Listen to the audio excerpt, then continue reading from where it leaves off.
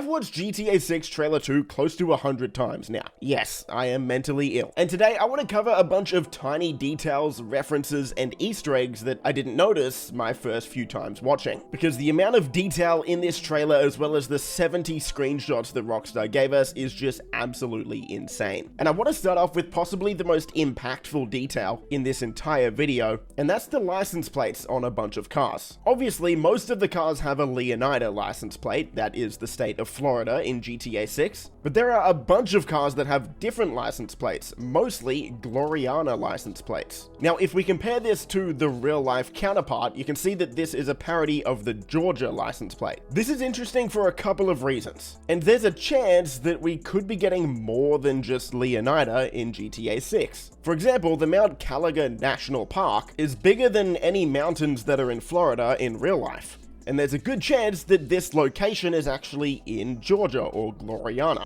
If we read the description of Mount Caliga, it gets even more interesting. Rockstar says it's a national landmark up against the state's northern border, which raises even more questions. The northern border of the state? That would imply that there is more stuff beyond the border, and that would also imply that potentially the GTA 6 map isn't an island like normal GTA maps. So is there a chance that the map isn't an island this time? Is there a chance that we have more than just one state? Or who knows, maybe there's a chance Rockstar adds more states in the future. If you look even more closely at other license plates in the trailer, you can see that we've got a Liberty City license plate, as well as this license plate on this NS Paragon R from one of the shots on the Rockstar website. If we compare this to plates in real life, this looks like an Arizona plate. So already we've seen license plates from 4 different states within the GTA universe. It's going to be very interesting to see if these are just cosmetic or if Rockstar actually plans to add these locations in the future. Have you been looking for a cool server in GTA 5 RP? Then I have some great news for you. You need to try Grand Roleplay. Grand RP has a developed system of factions, a huge fleet of cars, and a bunch of cool clothes for any fashionista.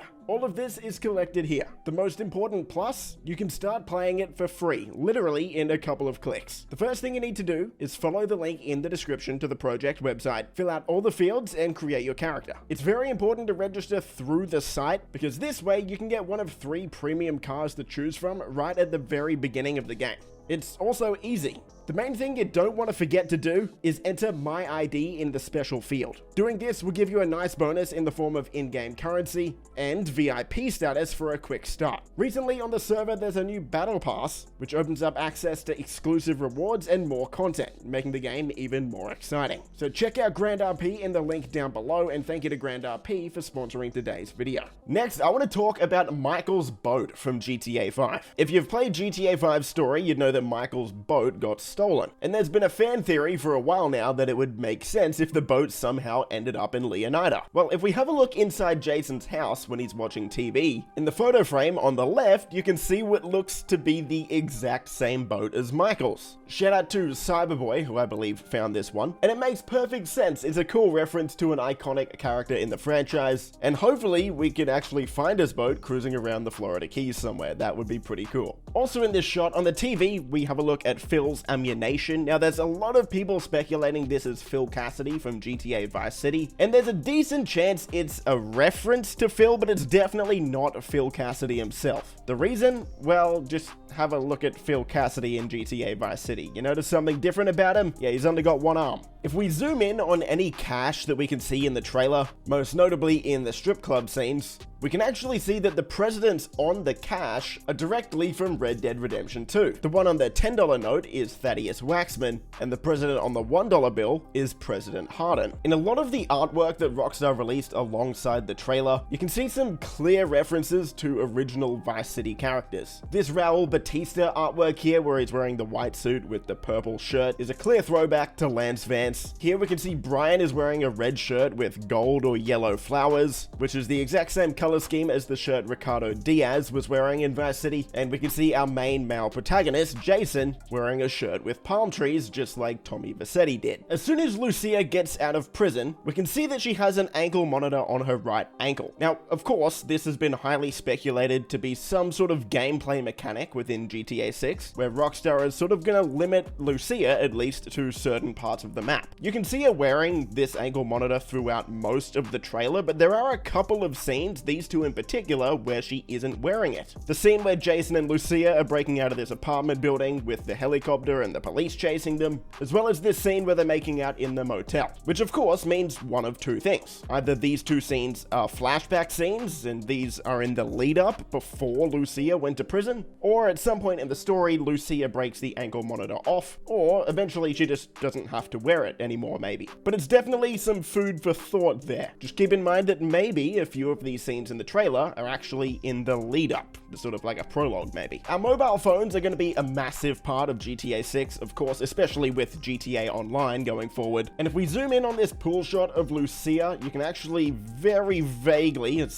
sort of hard to see, but you can see what the phone screen is going to look like. Not too much we can really take from it, but still a tiny little detail I noticed. A lot of the story seems like it's going to take place around the music scene, and in this Jack of Hearts shot here, we actually get someone wearing a Young Ancestor shirt on the right. For anyone who's played the Diamond Casino heist in GTA Online, you would probably know that there is an approach where you can use Young Ancestor to help you get inside the building. Doing that will make him a contact in your phone as well, so cool to see a little reference to him here. And who knows, maybe he'll be in the game at some point. He might have a little cameo. This shot here of Brian and Jason in the car, it's very interesting. I hope you're ready for a theory, because we're cooking up a theory with this one. And pay close attention to Jason's outfit, wearing a white shirt with body armor and a backwards cap. If we go back to trailer 1, we see pretty much the exact same outfit on this guy, and it's a white guy, same sort of build as Jason. It's been a fan theory pretty much since trailer 1 came out that Jason could be a cop, could be an undercover cop maybe, or could be working for the cops, kind of like how Michael had to in GTA 5. I would say this is very likely, not only because of this outfit here, but also because of these next two shots we're going to go over. So here Brian is telling Jason that they've got his address, name, everything.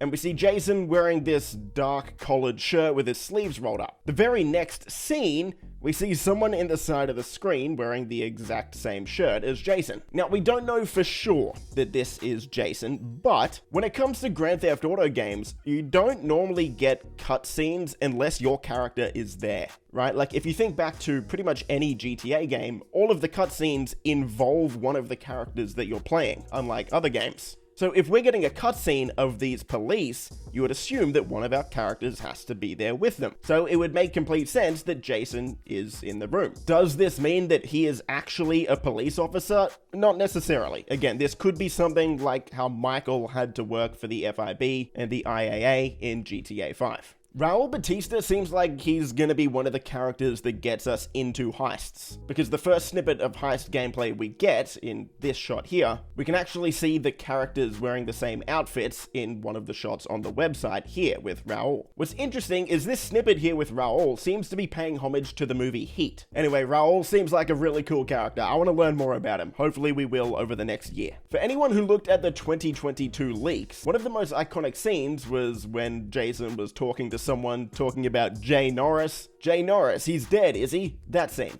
Anyway, we can see the exact pool that Jason was standing by in that shot in this screenshot. So it looks like it's going to be in Port Gellhorn next to the Starlet Motel. On the website, Rockstar gave us this short clip of Jason and Lucia taking guns out of the vehicle trunk. This is interesting for a couple of reasons. First, we might use our vehicle trunk as a weapon storage system, kind of like with the horse in Red Dead Redemption 2. But also the fact that this is just a cool kind of reference with the camera angle and what the characters are doing. It's a throwback to the classic Vice City in 2002, where Tommy and Lance did the exact same thing. And one of the last details I noticed is the frequent use of AirPods throughout the entire trailer, as well as through the screenshots. We can see the characters wearing these multiple times. Now in GTA, they're not actually called AirPods, they're called beat-offs. Classic Rockstar humor there. And these are actually in GTA 5, beat-off headphones. A lot of people have speculated that you might be able to actually listen to music or the radio while you're walking around now, instead of having to be in a car.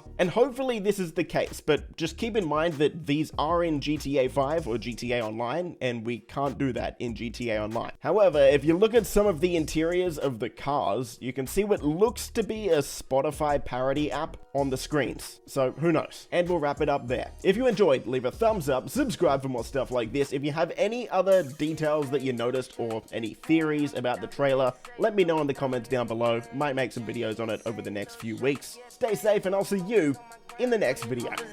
Boys. Favorite color, money green. I've been on my grind since I was in the 7th grade. Had my first kid, I was only 17. Always a provider for my pack like Wolverines. But you won't find me on the mountaintop. Need no calculator, I could wear it 'cause